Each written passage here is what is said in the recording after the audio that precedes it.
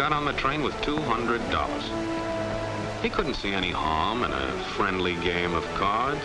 What if the other men were strangers? And take Joe Collins.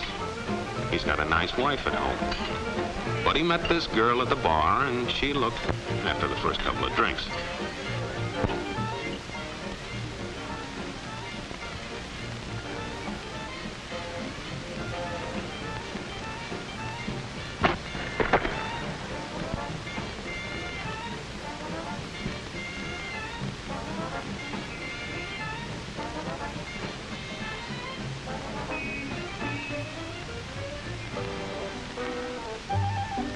There's a good old-fashioned word for people like us. We call them suckers.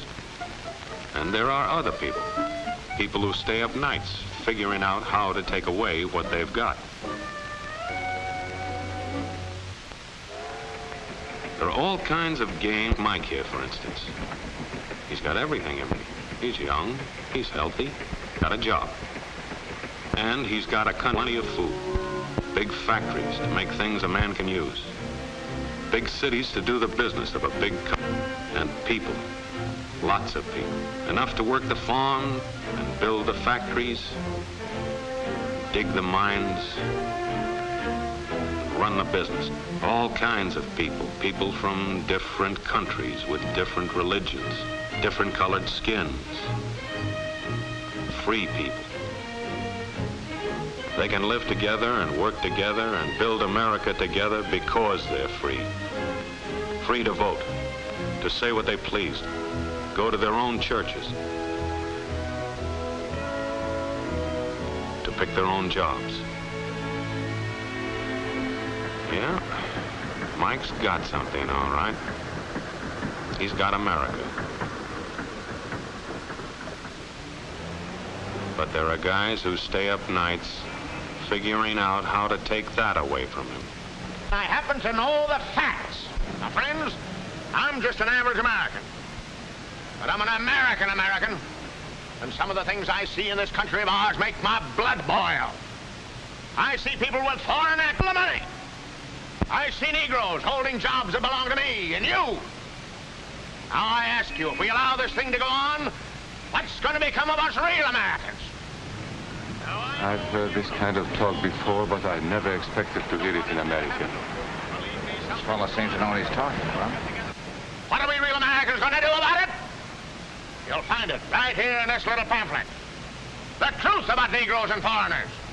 The truth about the Catholic Church. Do you believe in that kind of talk? I don't know, makes pretty good sense to me. And I tell you, friends, we'll never be able to call this country our own until it's a country without. Without what? Yeah, without what? Without Negroes. Without alien foreigners. Without Catholics. Without Freemasons. You know these people. What's wrong with the Masons? I'm a Mason. Hey, that fellow's talking about me. And that makes a difference, doesn't it? These are your enemies. These are the people who are trying to take over our country. Now you know them. You know what they stand for. And it's up to you and me to fight them. Fight them and destroy them before they destroy us. Thank you.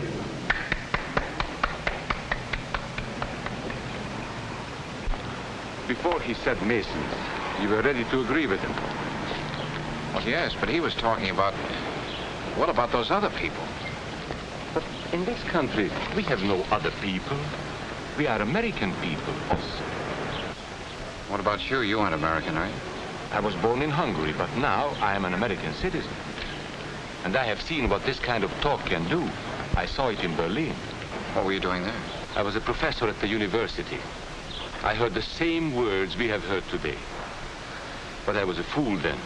I thought Nazis were crazy people, stupid fanatics. But unfortunately, it was not so. You see, they knew that they were not strong enough to conquer a unified country.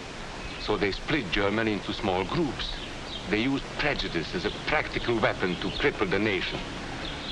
Of course, that was not easy to do. They had to work hard to do it.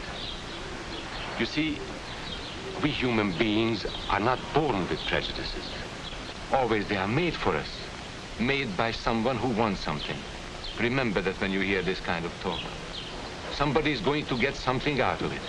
And it isn't going to be you.